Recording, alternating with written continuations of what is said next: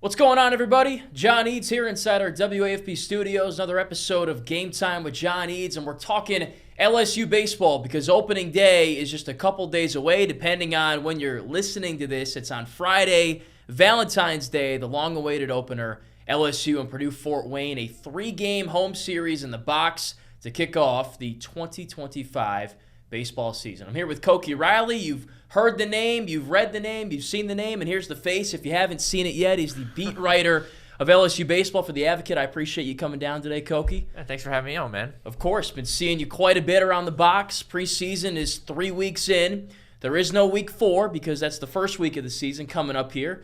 And obviously LSU had fall ball as well. And Koki and I kind of did a recap of the 2024 season in Chapel Hill amongst the sprinklers over there. So about that. Yeah. It was only right that we bring you back on to open up the 2025 season. No sprinklers to worry about in here. As far as I'm concerned, there might be one of those like for the fire drills and stuff. But we're not planning on having that happen today. In here. Yeah. Don't make your takes too hot because that thing might go off. But anyways, another highly anticipated season of LSU baseball. Jay Johnson worked very hard to piece together a very talented team, a team that's basically consensus top 5 in the country, just like last year.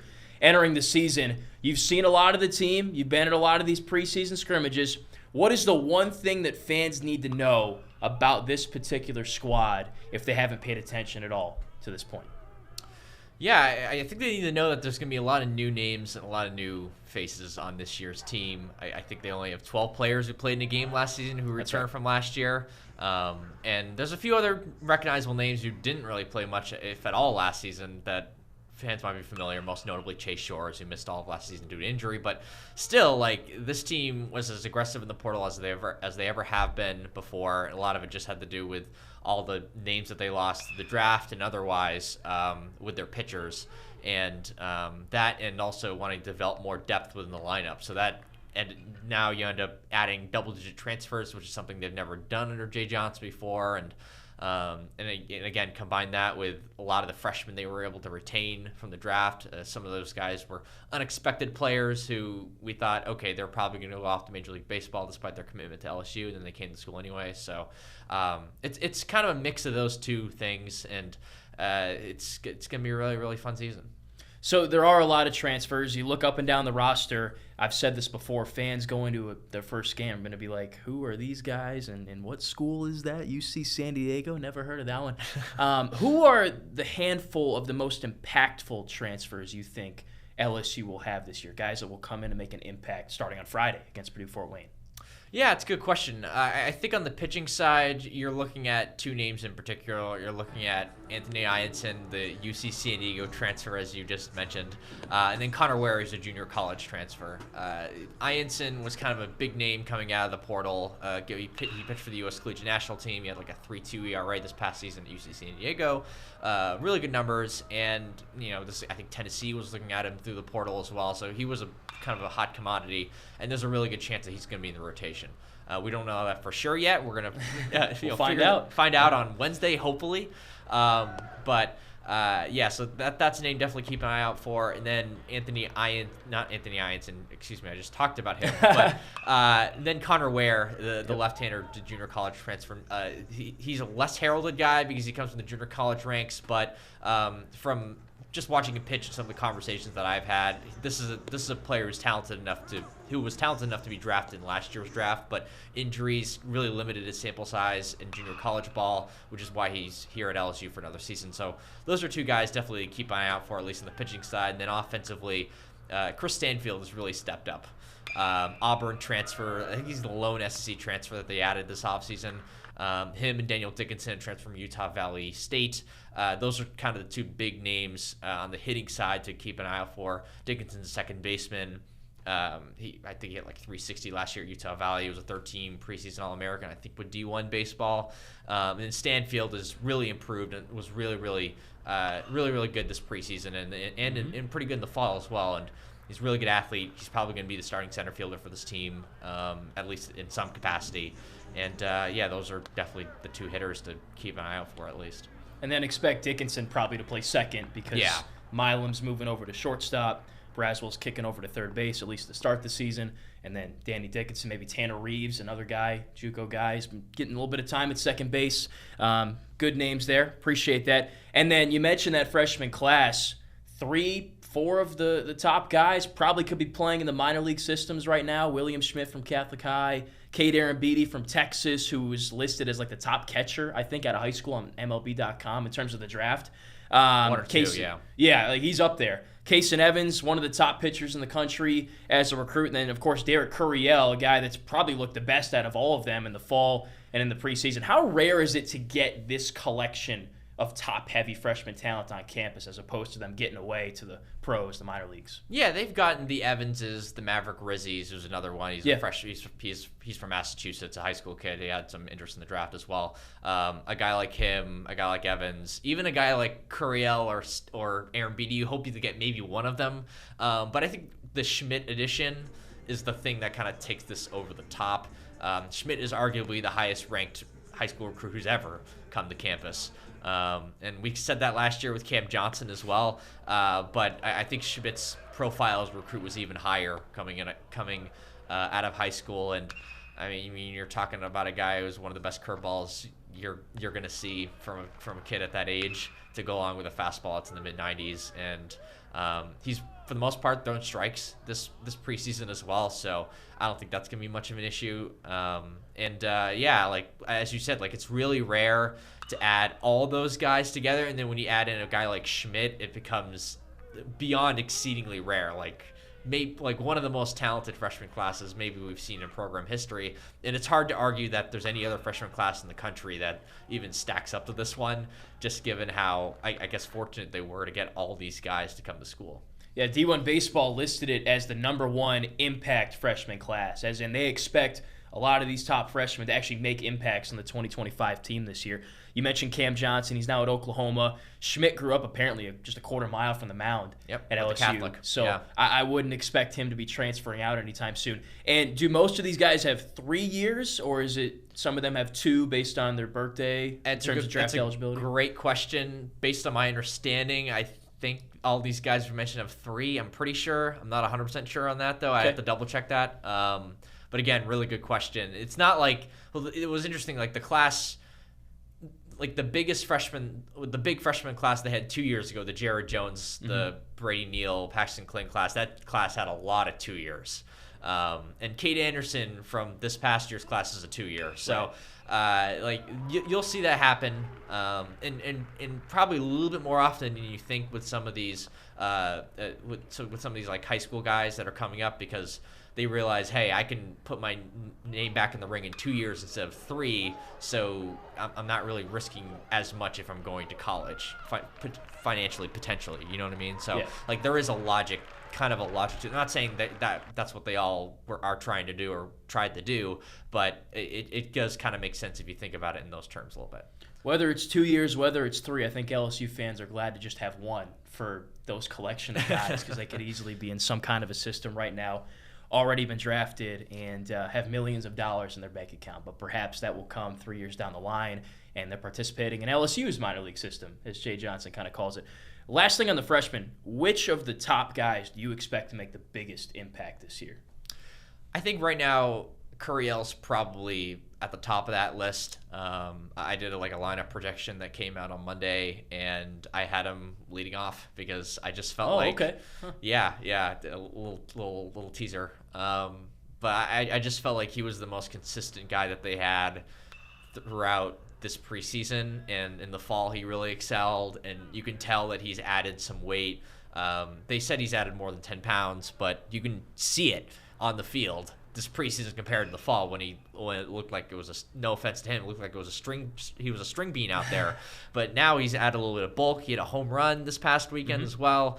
And it's not just like the adding weight, adding a little bit more power, and hopefully he grows into that as he goes throughout his LSU career. It's the plate discipline. It's the ability to consistently make contact no matter who's on the mound and no matter what situation there is.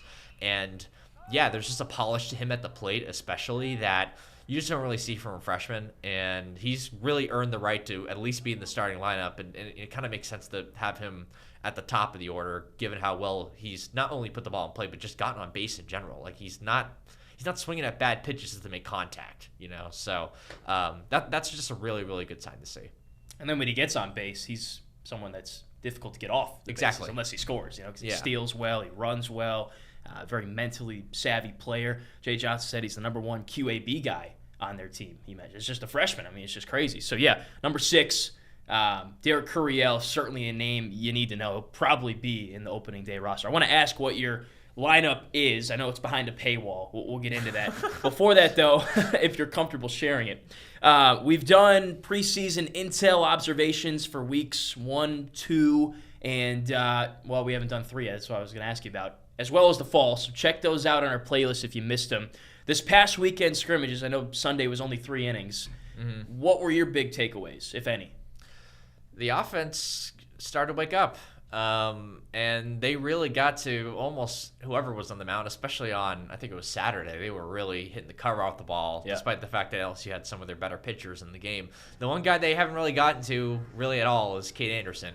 But outside of that, they've touched up Chase Shores a little bit. The freshmen, they definitely made life difficult for those guys. Gavin Guidry, I think the weekend before had a rough week. So I'm not saying that to criticize the pitchers necessarily, but at the beginning of the preseason, it was almost worrying how much the pitchers were dominating the hitters. Yeah. Because you want to see at least some give and take, some sort of balance. But I think you and I just were talking about this during the end of one of those scrimmages in the early weeks, and it was just almost alarming given how dominant the pitchers were. Quick innings, a lot of strikeouts, a lot of swing and miss. And you didn't really see that over this past weekend. You saw a lot of not just contact, but hard contact, doubles, multiple home run days. Jared Jones at 2 on Saturday, if I'm remembering correctly. That's right. So I think that's just a good sign, the fact that those early struggles were probably more of just taking off the rust of not seeing live pitching during the winter break, then this team has a problem. Because if you remember, like at the beginning of last year, they had a lot of trouble hitting the ball, in these non-conference games against subpar pitching, and maybe that won't be the case to start this year. Maybe it will be, because live games is different out there. You're not facing the same guys you've been facing for weeks, but again, we'll see. And I think again, like, it was something that you needed to see from this team heading into the non-conference play. Yeah, they were dominant, really, on Saturday. The lineup they had in there is the one that I wouldn't mind seeing opening day. I wrote it down. Chris Stanfield, the Auburn transfer, leading off. Mm-hmm. Then you had Derek Curiel, 2, Jared Jones at 3, and those guys went back-to-back home run-wise in the first inning, I think. Then Josh Pearson, DHing, was in the cleanup spot.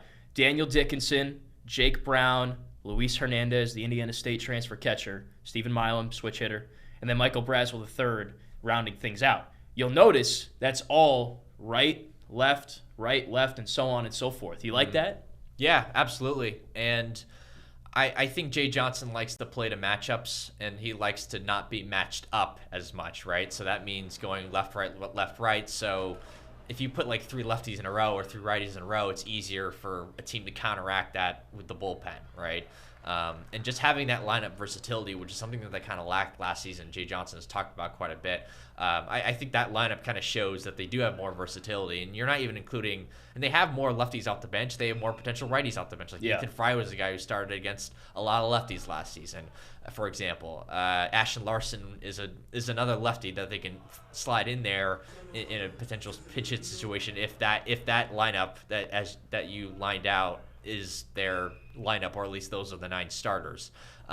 So there's just a lot more depth and versatility, and that was like a big, I guess, point of emphasis for Jay Johnson over this offseason, because last year that was a problem for them. They couldn't really mix and match as much as they wanted to, lineup wise. Seems like top to bottom they have more versatility and more depth, not only for hitters and infielders and outfielders, but the pitching staff as well.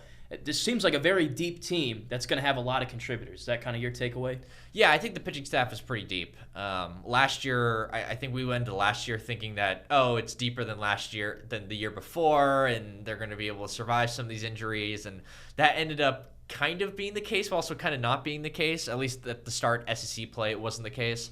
They eventually figured things out, but they need to find that Sunday guy, and they need to find someone other than just one super reliable reliever like Griffin Herring was them for last season. And I think they definitely have the talent for that to become the case, but we just have to see it because, again, not a lot of these guys have pitched in the SEC. Most of these guys have not pitched in the SEC. Or if they have, they're coming off of an injury, like a Chase Shores, for example. So there's unknown, even if on paper, in theory, they have it, but we just have to see it. And I think that's going to be kind of the theme with this pitching staff heading in this year. In terms of versatility, like the one aspect of this team where they're not quite as versatile in pitching wise is the left-hand pitchers. Last year they had like 10 lefties, and not 10 if you're including Jake Brown. This year it's really 4, maybe 4.5 if you include. It's 5 if you include Dalton Beck. It's 6 if you include Jake Brown. So they don't have as much lefty-righty versatility when it comes to their pitching staff, but they have a lot of depth just in terms of like talented guys with multiple different pitches and multiple dudes who can get it up in the upper 90s with their fastballs. So they have versatility in other ways too. With that in mind, we kind of talked about a lineup that I liked, and it was that Saturday scrimmage lineup. I wouldn't mind, as I said, seeing that as the card on Friday. How much does that differ from how you see it going on Friday? Yeah, I have Milam higher in the order just because I figure that, he was probably their best hitter toward the end of last season, and he improved so much as the year went along. And as an overall hitter, he can definitely at least contend with Jared Jones for best hitter on the team. And so I have kind of trouble seeing that guy hitting 8th this year. That's fair. So maybe I'm wrong. Maybe that lineup that Jay threw out there on Saturday, maybe that is the lineup. I could be wrong. But I think that's like the one major difference. The rest of it is pretty darn similar. Honestly, a lot of lefty righty, and Milam kind of gives you that versatility because he's a switch hitter, even though he's a little bit stronger on the left side. And then Braswell in the 9 spot, he was leading off at the end of last season. But I think Chris Stanfield is tailor-made to be a leadoff guy because he's gotten on base quite a bit in the preseason via walks, getting hit with pitches, and then obviously hitting. He came here to improve his offense, and he's flashed some of that. And when he gets on base, this guy's fast. He can fly. Yeah, I had a lot of trouble figuring out where to put Stanfield in the order because, either you put him up the top and you bring down a guy like Curiel or bring down a guy like Milam, or you put him at the bottom, and that doesn't make you feel great either, right? And you don't really think that either those 3 guys is going to be the top 3 of the order because Jared Jones has hit at some point, Daniel Dickinson has hit at some point. Right. So these are sort of some of the questions you have to go through when you're going through this sort of exercise, and it's something you have to think about. You're someone like Jay Johnson, and I'm very interested to see where Stanfield hits. He could be the leadoff guy or he could hit 9th, and either one wouldn't surprise me at all. And I think it's going to be kind of one of those 2 or 3 spots, first, second, or 8th or 9th. That's kind of what I'm thinking, because they want to do go from bottom to top again. It'll be that transition will be very smooth if you have a guy at the 9 hole who can hit, and Jay's done that in the past before. And he'll, instead of having a guy like Alex Milazzo, who was a little more offensively challenged, hitting 9th, he'd have him hit 8th and have someone else who he trusted. I don't say trusted a little bit more, but had more of a hitting, had a deeper track record as hitter bat 9th. So we'll see. And do you see this offense kind of philosophically being different this year because they lose Hayden Travinski, they lose Tommy White? That's a lot of your home runs from last year. The way I see it, it's a lot of put the ball in play and then wreak havoc on the base path. And you still obviously have some power guys. But do you kind of see them taking a different approach this year, being more aggressive, stealing more bags, hitting more doubles than home runs? Yeah, honestly, yeah. And I think a lot of it just is dictated just by the personnel that they have. Jared Jones, we already know what he can do. He's one of the best power hitters in the country. But outside of him, Luis Hernandez had 23 homers last year. That's a potential source of power. But again, he never had gotten close to double digits before that. So can he do that in the SEC again, right? And then there's a bunch of guys who, have some power potential, but we just haven't seen it yet. Like a Jake Brown has some power. Kate Arambidi has some power, but is he going to even start at catcher? There's a lot of questions like that. Steve Milam started, getting into some power at the end of last season, but, can he continue that into this year? So there are a lot of question marks when it comes to where are they going to find the other hitter who gets close to 20 home runs and the 3 other guys who get the 15, and I think inevitably just how the math works and how, there's natural progression with players, they're going to get a couple of guys who hit career highs with home runs. It's just going to happen. But it's just a matter of how many of those guys do it and how high it gets. And for all those reasons, like you said, they might have to play a slightly different style of baseball this season, because I think in terms of putting the ball in play, they're better this year than they were last year. It's 6 returning starters. It's a deeper lineup. There's more versatility. It seems like that's been an emphasis this offseason to improve at just that aspect of their games, but also just to maximize that. I think they're going to be more aggressive on the base paths, and that was kind of Jay Johnson's background as a coach before he started, coaching the Dylan Cruzes of the world, right? And you've kind of seen that this preseason. There's been more steals. There's been a lot more bunts. There's been some hit and runs. They've been doing some creative stuff with guys at first and third, guys in the corners, right? Getting the run down so the guy at third can score, stuff like that they really haven't been experimenting with a ton the last few years. Last year they might have done it more, but they had trouble getting guys on bases consistently because of the contact issues. Then the year before, they were just so good at hitting the ball out of the ballpark or driving the ball that they just didn't need to do it at all.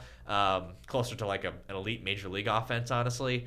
And even the year before that, they had a really good offense, and it was kind of similar situation. So this year, with a contact-heavy team, with a lot of speed on this team, we mentioned Curiel, we mentioned Stanfield. I think all those sort of factors, combined with just a more experienced lineup, kind of gives, I guess, Johnson more of a reason now than ever to be really creative on the base paths and play more small ball in general. Could be very fun to watch, and could be a lot of close games this year, and those steals and bunts and critical situations maybe of more importance to win these games. A couple more for you. What do you think is the biggest unanswered question surrounding this team right now that needs to be answered for them to make it to Omaha, compete for a national championship? Well, part of it's the power, as we mentioned. I think that should be at least mentioned because, these SEC ballparks are pretty small, and especially as the season goes along and the weather gets warmer, you want to take advantage of that, right?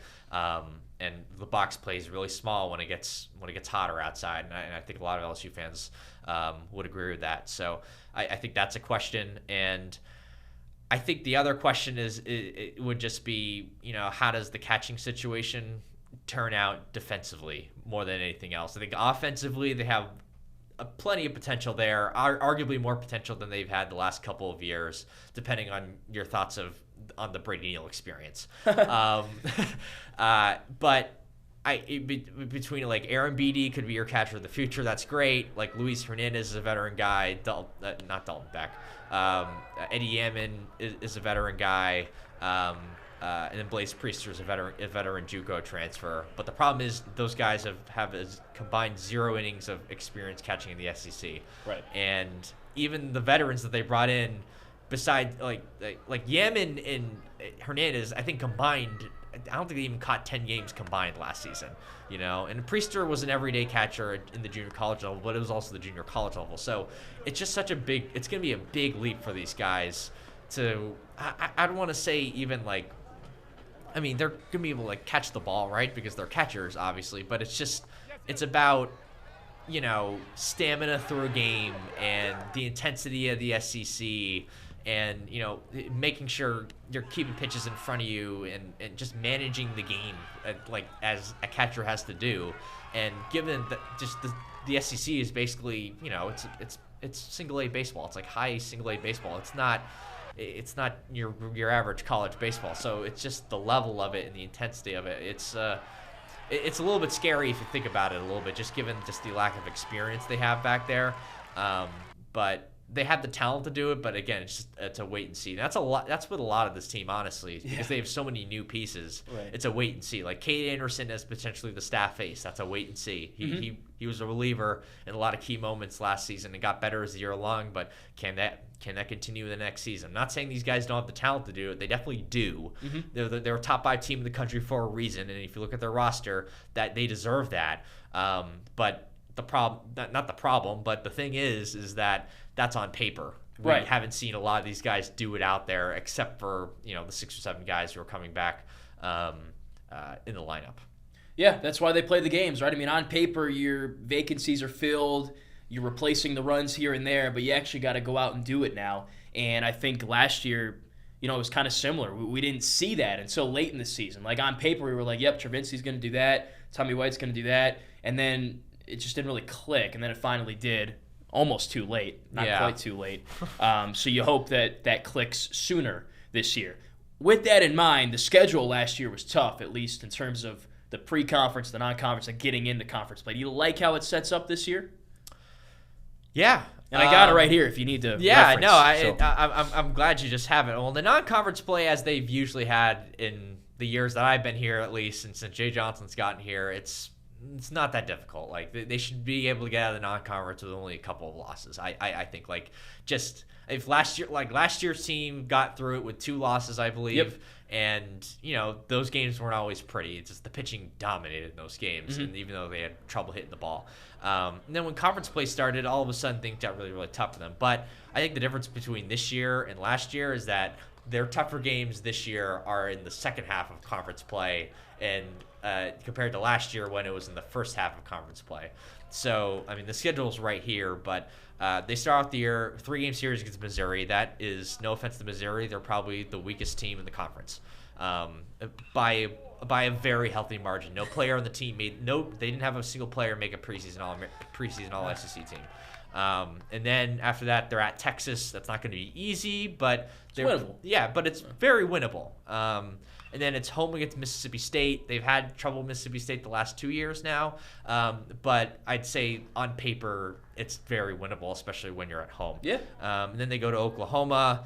That's, again, not going to be crazy, not going to be super duper easy, but they have a lot of pieces they need to replace on the offensive side of the ball. That'll be interesting to see how that matchup goes. And then they're at Auburn the next week. Auburn is probably going to be better than they were last year when they were probably the worst team in the conference.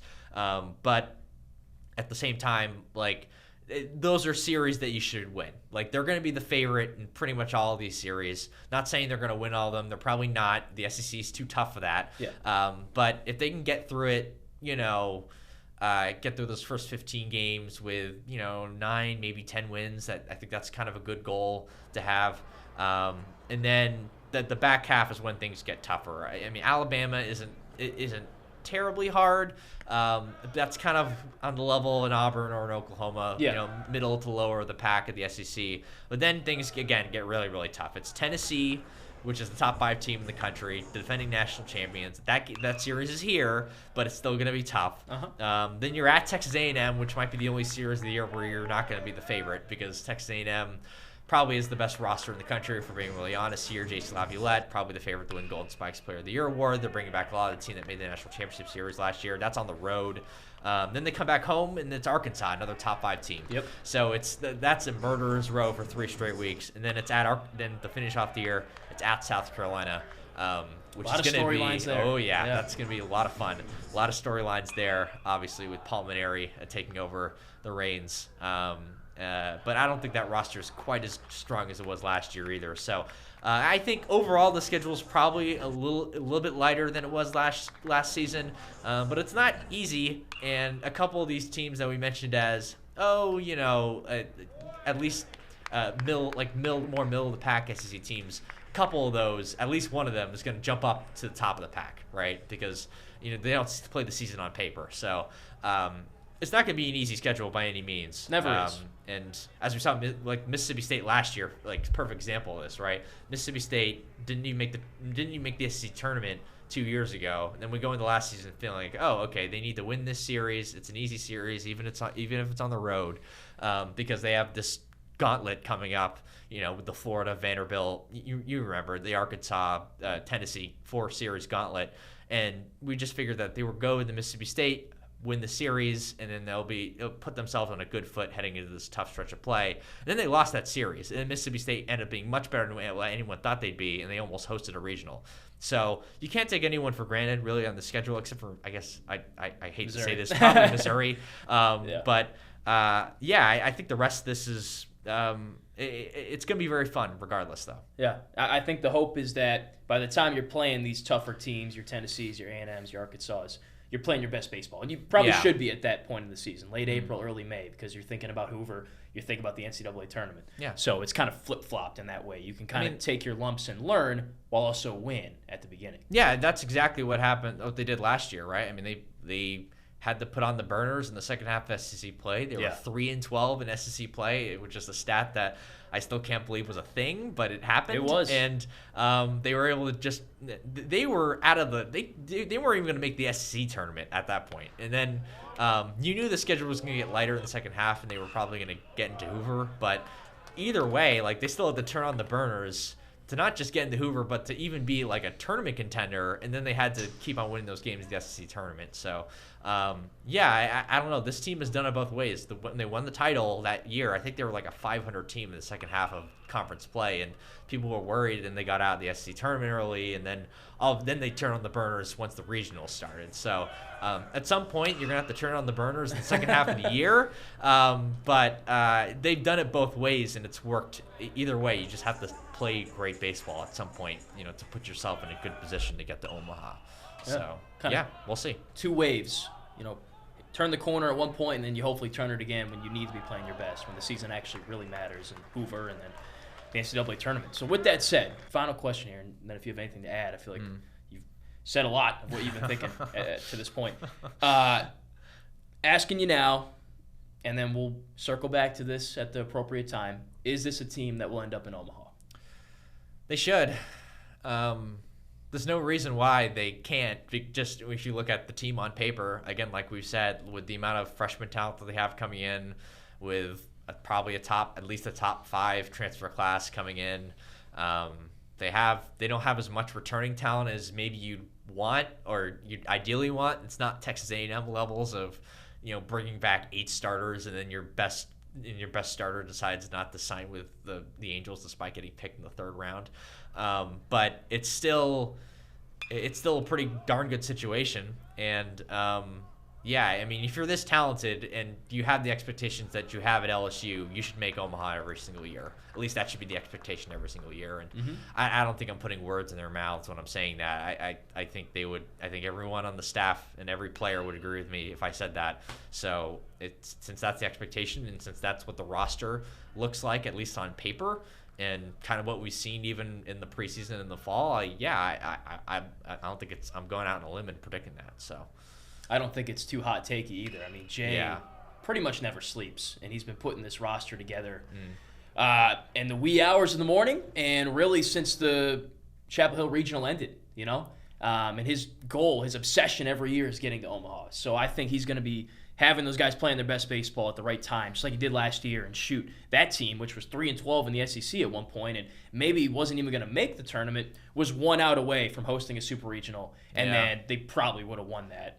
I mean, they would have hosted West Virginia. And North Carolina handled West Virginia fairly easily. I would have put all my money on LSU making the Omaha, honestly, when you were going into that 9th inning. Not even like if they had won that game. If they going into that 9th inning, if you had Gage jump to close out the 9th, if you're going back home, if you're playing a West Virginia team that you're almost certainly more talented than, I would have bet, I would have bet the house on them going, but that's not how sports work. So, and this is why I'm not a bettor, because I'd lose money too much.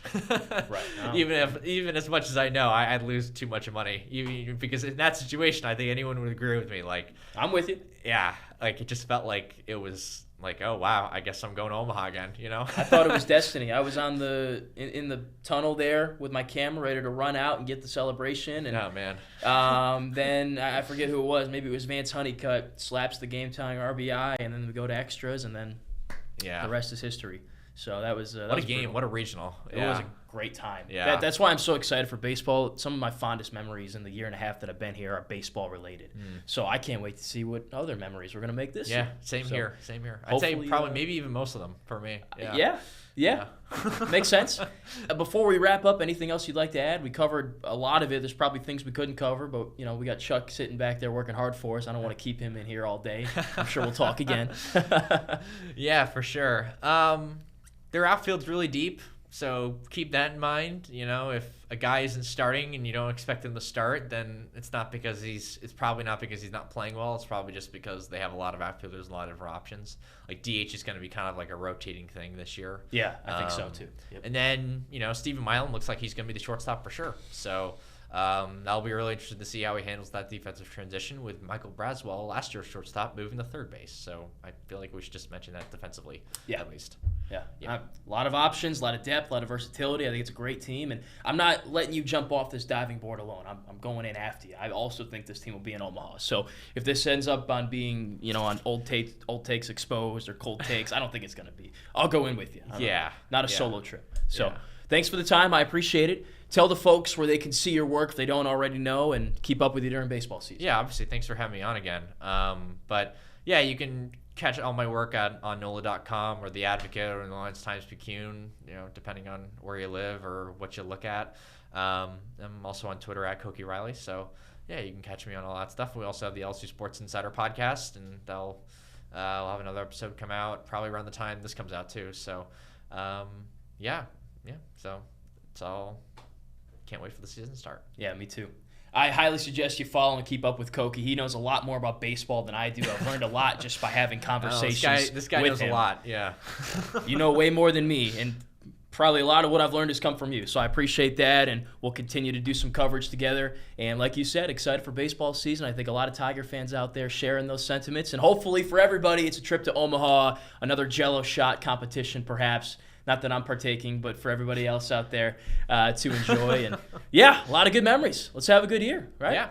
Give him a follow. Appreciate you stopping in. Thank you for taking some time checking us out.